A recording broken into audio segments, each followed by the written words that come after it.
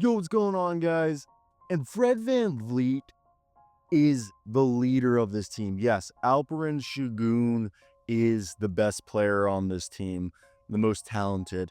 But man, anybody who had any doubts, reservations about the signing a year ago of Fred VanVleet, that they overpaid or no, they're getting every dollar from Fred VanVleet. This is a guy who left Toronto, the one team he knew, came to Houston, and this is also a guy that was undrafted, was known for his grit, became a better table setter, a better facilitator and playmaker, not just for himself, but for his teammates.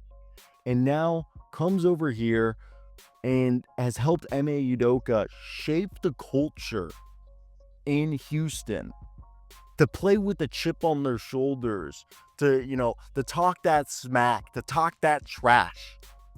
And I feel like the development of their players, the same players who looked completely different under Steven Silas, I think not only, obviously, Ime Udoka plays a large part in this, but I think Fred VanVleet being there and showing guys and having that championship pedigree is a large part why they're getting every dollar. And tonight, they beat the Oklahoma City Thunder.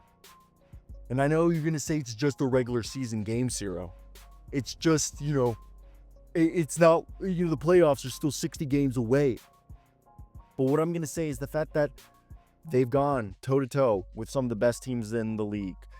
And this, I made a video about this previously and said they're already a team that should be a top 6 seed in the Western Conference playoffs.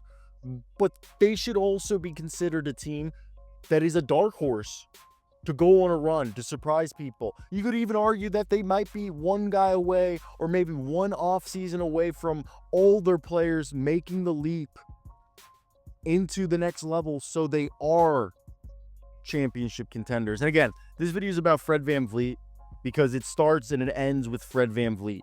He, in terms of like the culture and stuff, I mean, obviously Alperen Şengün plays a large part, and so do the rest of the guys. I mean, I've said it before. I think tonight where we saw Fred VanVleet at 38 points on 10 of 19, you had the near triple-double by Alperen Şengün. Jabari Smith had 15 of 14. I mean, this is the league's best defense, and they out-rebounded the Thunder. That was really the one key stat that stood out. They also out-offensive rebounded them, which gave the Rockets more second chance opportunities. They were 14 versus 10 offensive rebounds, which is what they wanted. I've always said that if you can out rebound the opposing team, especially on the offensive glass, you get to physically impose your will, which demoralizes your opponent because you're just gritting and you're just bashing away. And to me, I think that's a huge part. I think Jabari Smith Jr. over this season has become a lot more physical, is willing really to just box people out and get his rebounds, and I think he's been better inside, outside, defensively. Alperen Şengün's been a revelation this year defensively. Anybody who says he's not good defensively, that's not true anymore. He's great defensively. Also, I agree. He's at that Domas level. We talked about that in another video. He's at that level. But like Fred VanVleet's part of the reason why these guys are playing. Cam Whitmore didn't play tonight. Reed Sheppard couldn't hit anything except he one shot. I think Amen Thompson is a 6th Man of the Year candidate. Right now, the top 4 guys in the 6th Man of the Year race are Amen Thompson as a second-year player. Then it's Buddy Hield, Ty Jerome, and Payne Pritchard. That's insane. Amen Thompson looks crazy good. Tari Eason might be the best defender in the league, if not one of them. He's going to be an all-defensive team member, and so will Amen Thompson.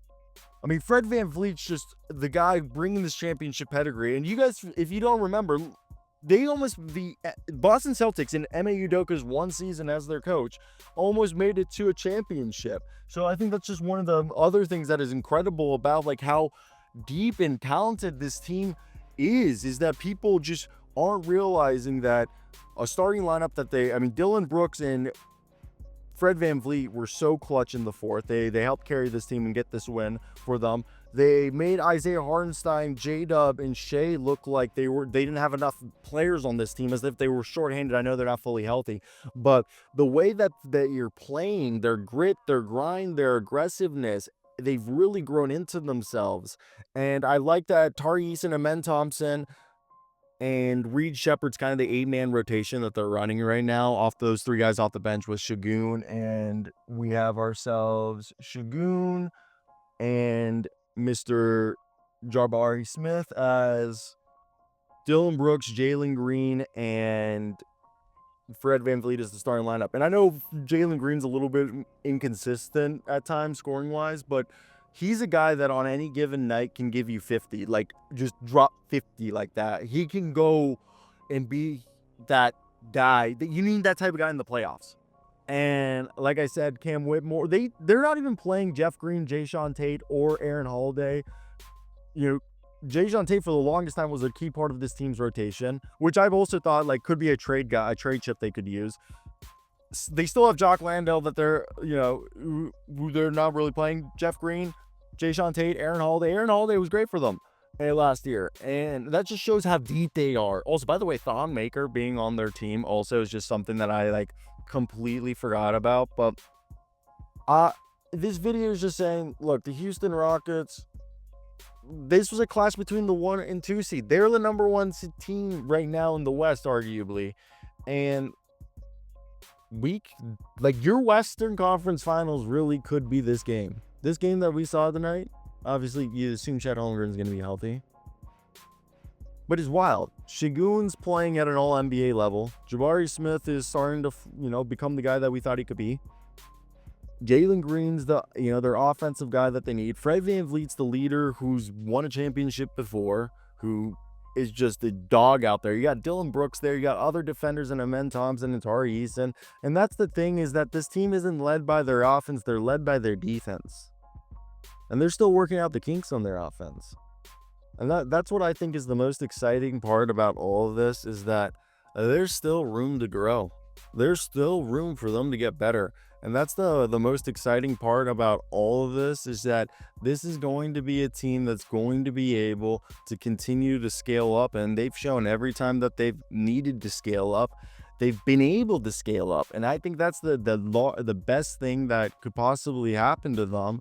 And I think that's the most exciting thing, which is like literally going to be the testament, if they're going to be able to you know, be true contenders and everything. I think is really, if they can continue to scale, which they're showing that they're not having any problem doing so. So that's where we're going to leave today's video. I want to hear your thoughts down below in the comment section. If you made it to the end, you should hit that like and subscribe button for more content like this. We post daily several videos. Also go check out my reporting and all the work I have on hoopshype.com.